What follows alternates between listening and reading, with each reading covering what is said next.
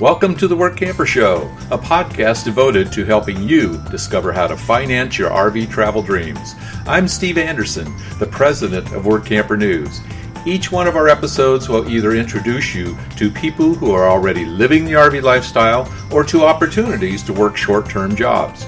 You'll also learn how to hit the road the right way and make the most of every opportunity.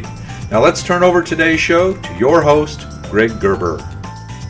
Thank you, Steve. Today we're going to talk about a great Workamper opportunity, especially for younger folks who are still looking for full-time work with the ability to travel the country. This episode is sponsored by the National RV Training Academy in Athens, Texas. The Academy's one-week live training or home study course will teach you everything you need to know to fix about 80% of the problems people experience with their RVs.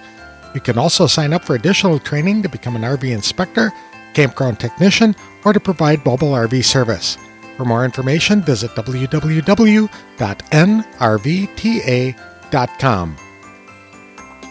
Eric Reed is a Vice President of Human Resources for Southern Cross, a firm that contracts with utility companies throughout America to help detect natural gas leaks in pipelines. The workers walk along roads and property with sophisticated sniffers and record their findings on a laptop. The utility companies can analyze those readings and detect where repairs are needed in the pipelines. Workampers also engage in reading meters and replacing meters at homes and businesses. The work isn't dangerous or even difficult, but people can walk 3 to 5 miles a day. It is generally full-time work for which Workampers are paid an hourly wage, as well as a per diem rate of $300 per week to cover their RV site and utilities. Plus, when they're moving from one project site to another, the company not only pays the standard federal mileage rate, but the firm tacks on 25 cents per mile on top of that. Full-time Workampers can also get medical supplemental insurance, vision, dental, disability, and life insurance. The company can keep a worker busy for most of the year, year after year, so it's a great opportunity for full-time RVing families who don't mind staying in one area for several months and moving to another location. It's also a good job for solo RVers. To tell us more about the opportunity with Southern Cross, please welcome Eric Reed to the show. Thanks for coming on the show, Eric. Tell us a little bit about what Southern Cross is. Yeah, it's a pleasure. I'm so glad to be here. So Southern Cross, we are an industry leader in the utility business. We supply services to utility companies across the United States. So whether that is doing gas leak detection or meter reading or replacing units or meters, we kind of do a variety of services, like I said, for the different utility companies across the U.S. Okay, and you hire Workampers to do some of these jobs. Yeah, we find that Workampers are essential to our business. We have plenty of contracts that come in where they are short-term assignments or they require multiple moves within a geographic area. So yes, Workampers have been essential to our success in the past years. What are some of the jobs that you hire them for? So you'll find predominantly you're going to find our travelers, our RV travelers, our Workampers on our gas leak projects. So it's ultimately walking gas mains or going around to individual properties looking at gas meters, using our equipment to determine if there's any kind of gas leaks that we have to notify the utility of. Okay, so basically they're walking a piece of property or a city street or something to that effect with one of those fancy gadgets that are detecting where the gas might be and then indicating where that pipeline is located. Is that right? 100%. So, so in obviously a more metropolitan area, you're going to be going from property to property. But we do work in a lot of rural areas. So, it might be a nice big old open stretch of road that you're walking with your fancy device, as you call it, testing the air. Yes. Sure. How long have you been hiring Workampers? I can't tell you exactly when we started, but when I go back through the records, it's been a good 10 or more years. Okay, very good. What kind of benefits do you provide them? And so we do offer two kind of assignments. Someone can come on board on a temporary assignment, and so it's going to be 6 months or less, and no direct benefits for that. Predominantly, though, we hire full-time Workampers, and as a full-time Workamper, you do have an opportunity to look at a cafeteria of benefits, which would be inclusive of medical supplements, vision, dental, all your disability and life insurances. We offer paid holidays as well as the accrual of PTO or paid time off. We do provide all the equipment and that's necessary for this, and it does require the use of a personal vehicle, and we pay mileage for that use as well. And by full time, do you mean that the work campers can work in one area like an entire year? Well, just under a year, right? Because we do pay a per diem for coming to work for us. In order to keep that from being taxed, you can't stay in one place for that long. So we do offer full-time employment where we have work campers will move from one assignment in one part of the United States to the other. So yes. Oh, very good. So it is year round, but not quite. And it's a little bit more than seasonal work. Yeah, I would say definitely more than seasonal. I mean, just because we will be working in the Northwest, and obviously we still have to worry about weather and such, and then we would move a work camper to a project that's going to be further south, or wherever the newest assignment would be. So the goal is to provide year-round work. We do see a lot of work campers do like to take some additional time off around the holidays, and that is when our slow period starts. So it kind of works out perfect for those who want to continue working. We typically can find work for them. For those who want a few extra weeks off to go visit relatives for the holidays, we typically can accommodate. And how do you work around that 1 year mark? Do people just take some time off and then come back to work for you, or do they have to terminate their relationship with the company? Yeah, so if a gap in employment is going to be more than 30 days, unfortunately, we do have to terminate employment. But we do look at those individuals that come back year after year. So even though technically they're a new hire, we do recognize that the years of service and the level of expertise that they bring back. Okay, how many of your work campers come back season to season? So we typically, I would say 95% of our work campers will stay on with us for 12 months or return after taking voluntary time off. Okay, that's great. Most of them come back. It must be a good job. Well, it's one of those things where if you find the right person that loves to be out and outdoors working on their own, it turns out to be a very nice gig for a work camper. I understand you are recruiting now for 2020? Yeah, so currently our workforce, our RV workforce is about 50 strong. The goal is to add another 40 to that team. So we are currently have jobs posted and are currently scheduling interviews so that we're hoping by the end of May to have those additional 40 persons identified. Okay. And if people were interested in learning more or getting involved, how do they apply for a job like this? And is a background conducted then? Yeah, so first step would be I would recommend everyone go to our hire site, which is www.southerncrosshire.com. And there you can see a lot more about the company. And then you could also go from there to our careers tab where you'll be able to see the job description. If that's of interest to you, it's just a matter of a quick apply. And then one of our talent specialists will reach out and kind of start talking through those details and go from there. Okay. So the interview is done over the phone, online? Yes, this is we typically only do face-to-face, but obviously we're recruiting nationally for work campers. So we do make hiring decisions based on those phone conversations. And then we would bring a collection of 10 or so new hires, new work campers together at one location to do their training. Very good. Where does that training take place? Right now we have it earmarked for the Dallas, Texas area and the Charlotte, North Carolina area. Okay, so the work campers would just have to go to one of those to get the training, and then from there they'd get their first assignment? Correct. Yep. And then from there we would dispatch to wherever their first assignment is. And then we do pay for that mileage from your training to your new assignment. And typically that's paid at 25 cents above whatever the federal mileage reimbursement rate is. Wow, that's very generous.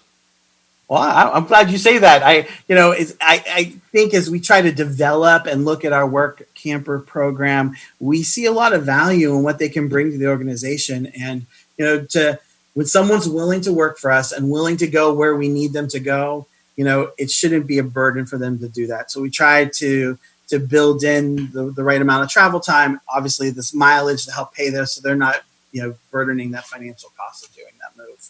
Okay. And when people are moving from one assignment to the other or one region to the other, is this something that is done over a course of a couple of days? I mean, I guess I'm trying to think of, would you send somebody to North Carolina and then say your next assignment is San Diego, and they'd have to fly all the way over to California to continue working? Well, we try not to do that, right? Because obviously, there's a cost involved in moving, and that's not a really good business decision. So you try to see where our next opening is and find the work campers in that area, so it's as small of a commute as possible. But there has been times where we have had to, go from Texas to Montana or North Carolina, to Utah. So those kind of situations do occur. I can't say they never will, but it's obviously, as you're running the program, you try to minimize those big, cross-continental moves. Right, I understand. But generally, it's within a couple of hours or a couple 100 miles of where they are, where their next assignment would be. I would say within a few states. I don't think I want to leave the impression that's only a few hundred miles. There are cases where you're moving within the state of Louisiana, so you might have to drive a couple hours to camp somewhere different. But when you're switching from one project to the next, it might be from Utah to Washington, or it might be from Texas to Oklahoma. So those are going to be a little bit larger drives. That are going to be multiple days for someone with an RV to make that move. But we build that into the plan and the expectation. And how long do the projects typically last? And so all of our projects are going to be a little different. And so we have some reoccurring projects. I'll say we've got one in Montana that we've got a great relationship with that utility, and we're back year over year. And that's going to be somewhere an 8 to 9 month project. But then we'll get assigned a smaller project in South Carolina for a city that might only be 5 or 6 weeks. So depending on what we're being asked of. Well, that makes sense then. It's not like they're coming to work for a weekend or 1 week and then they're packing up and moving away somewhere else. Correct. Yeah, absolutely. I guess somebody might like that lifestyle. To me, that seems a little chaotic. So we're trying to stabilize it as best as we can. I think the work campers like to stay in one area for a couple of weeks or a couple of months just to really experience that type of environment and all that region has to offer. Right. Absolutely. To me, that's one of the benefits. And when I talk to our team, that's what they talk about. They love moving to a new area. And then you've got this time on the weekends to experience the local life or the regional life. That's something you wouldn't see as a tourist, and have really, benefited from that kind of lifestyle. And how many hours are these work campers typically working per day? So it's full-time work. So it is 8.5 hour work schedules, typically a half an hour off for lunch, 2 15-minute breaks. There are some times based on what the project's doing or where they're at that it might be a 10-hour day. But it's typically, they say the plan is 40 hours a week. 40 hours a week. Very good. What kind of traits or qualifications or skills are you looking for from the people who are going to come work for you? So to be a gas leak technician, we typically are looking for someone who is going to enjoy being outdoors, because you are outside all the time, all weather conditions. So you can't be afraid of getting a little wet, and working in Texas, it gets hot, right? So you have to be in a position that you can deal with that. Our technicians will walk. It's not unusual to walk 3 to 5 miles in a day. So you have to be in a position that you can and are capable of doing that. Mm-hmm. And then it's a lot of autonomy. So we aren't in a situation where you've got someone breathing down your neck all day long. So it's looking for people who are self-motivated, who have quality in mind and aren't afraid to continue to push themselves to do the right thing. Okay.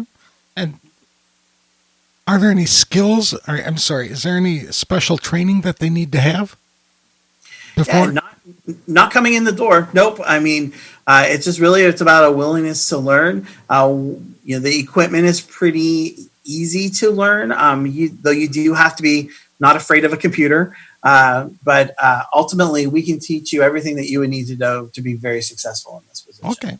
Sounds like a real good job for somebody who is a stealth starter, who can just be told where to go and show up for work on that particular date and time and get the job done.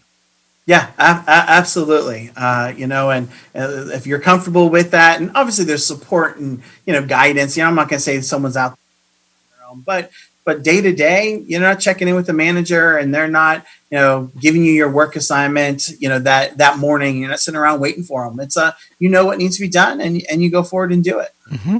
So for some, they can pretty much set their own schedule at that point as long as they get the job done. I don't know if I can go quite that far. Okay. Because we do have, the utility that's hired us has some expectations. Mm-hmm. We're going to be in the field at our first spot by 7:00 or 7:30. So every project might be slightly different, but there is a schedule that a work camper would be expected to maintain. Okay, well, that's fair enough. What can a worker do to make sure that his application really stands out?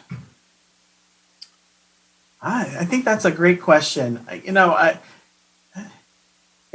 what's funny is I would say, when we're hiring a non-work camper, a field technician, we're always looking for people who have experience, working outdoors and kind of that kind of autonomy that comes with it. But what's I find crazy about the work camper nation is that you find these individuals with such a flurry of different backgrounds. And, I've had former lawyers be great work campers, and so it's hard to say exactly what that is, but probably those candidates that through an interview and a selection process that are going to stand out are going to be those that are willing and committed to work year round. That's a big win for us because we do get projects that come at the end of the year, so it's nice to know we've got a reliable workforce. And really, it's about flexibility. We offer year-round work, but that doesn't mean that it can always be in the area that you want. So, if your goal is you want to spend 3 months in California every year, I can't promise that because I don't know where the work's going to be or when you become available and if something's needed. So it's really about someone being able to demonstrate that flexibility and really about learning how to do something different. Right, because this will be most likely something these individuals have never done before. Mm-hmm. But the work campers that you have worked with in the past, is there one thing that you wish all work campers really understood or were committed to? Yeah, I would say if we run into any obstacles with our work campers, we view them as a full-time employee, just as we would hiring a local field technician. And not all work campers at this point in their lives are wanting to do that. Mm-hmm. So if there's any kind of conflict, it's going, man, I really need you here. And they're like, yeah, but I would like to take an extra week off to go visit my grandkids. I wasn't planning on working full-time, or whatever those kind of varying expectations are. But we really look at this as a full-time position. This sounds like the ideal job for somebody who is still looking to work a full-time job somewhere. I mean, we have a lot of full-time families who travel around the country, and the moms and dads are typically young enough, they're not retired, they're expecting to work somewhere. Yeah. And these guys can show up and work full-time and be employed for quite a lengthy period of time, right? As long as I take a little break to comply with that one requirement.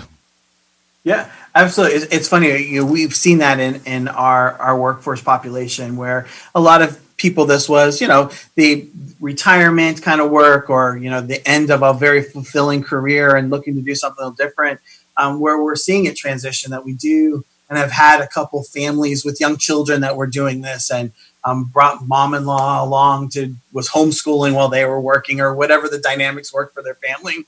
But we're seeing that change in the demographics of the work campers. And I think you're exactly right. If someone's looking for full-time work and wants the lifestyle of being able to be in an RV and see different regions of the U.S., I think this is a perfect situation. I think so too.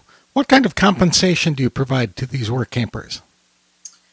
So it's an hourly rate of pay plus per diem. So if you have a car, because let me take a step back. So we do require the use of your personal vehicle, and then we do pay you for that use at the federal mileage reimbursement rate. So in addition to your hourly rate of pay, we pay you the mileage for the use of your car.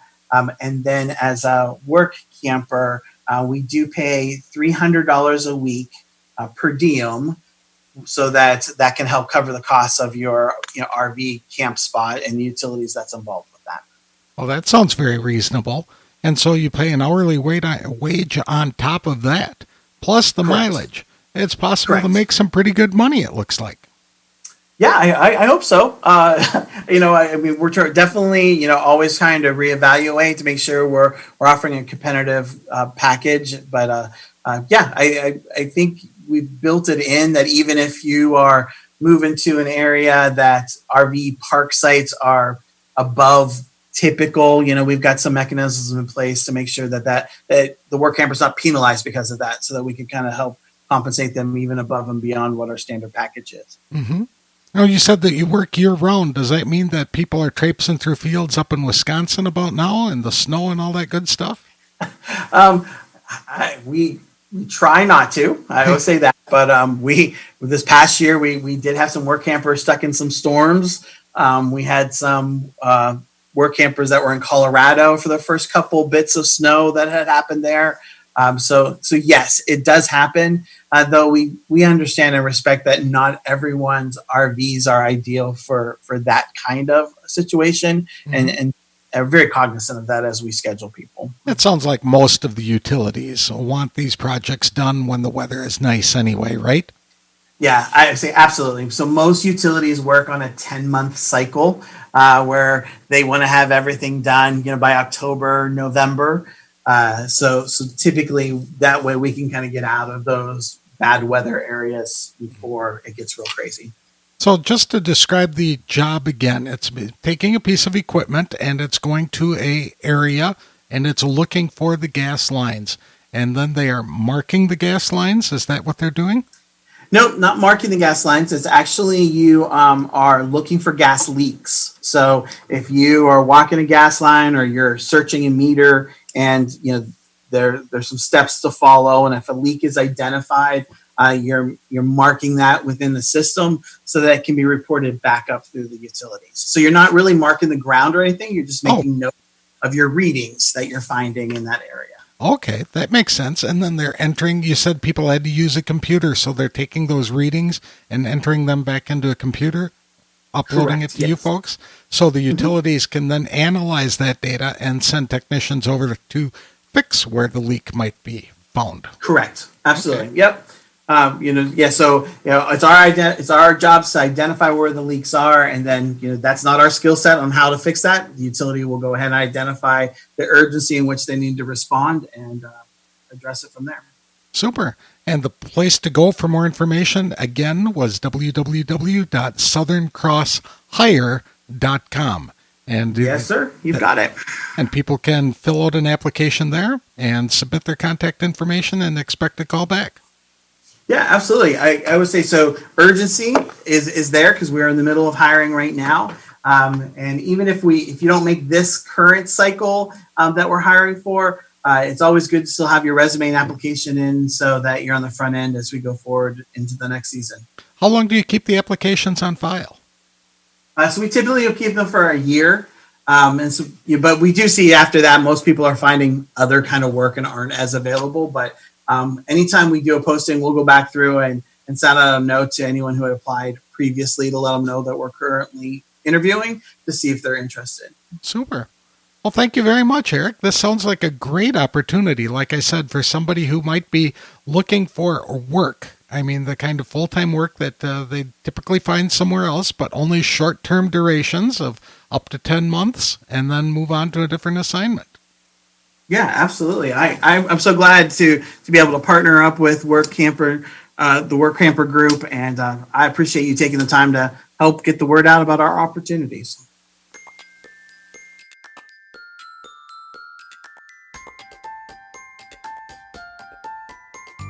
That sounds like a good opportunity for what I would call a full-time family who is interested in traveling around the country and working a variety of short-term jobs for the same employer in order to receive some better than average benefits. It'd also be a wonderful opportunity for a single RVer who is looking for full-time work, but also an opportunity to experience different parts of the country. I'd like the job for the autonomy it provides in that you're given an assignment, and as long as you do the job, you don't have a boss breathing down your neck. And it's important work, too. It is much better for utility companies to detect leaks in the pipelines early enough to correct the problems. I'd like to thank Eric Reed for coming on the show to tell us about this opportunity with Southern Cross. He's hiring 40 workampers for projects this year, so visit their website at www.southerncrosshire.com and fill out an application soon. This is just one of the opportunities available through Workamper News, a magazine and online publication that connects RVers to full and part-time jobs around the country. Whether it's running a business from your RV or working short-term jobs for a variety of employers, Workamper News can give you information to help you plan a course to live your own dream and get you on the road faster than you thought possible. For more information about opportunities to live, work, and play in your RV, visit www.workampernews.com. This episode is sponsored by the National RV Training Academy in Athens, Texas. The Academy's one-week live training or home study course will teach you everything you need to know to fix about 80% of the problems people experience with their RVs. You can also sign up for additional training to become an RV inspector, a campground technician, or to provide mobile RV service. For more information, visit www.nrvta.com. That's all we have for today's show. Next time, we'll feature 2 interviews, one with an experienced RVer and another with a couple embracing the work camping lifestyle for the first time. Thanks for listening, and we'll see you next week on The Workamper Show.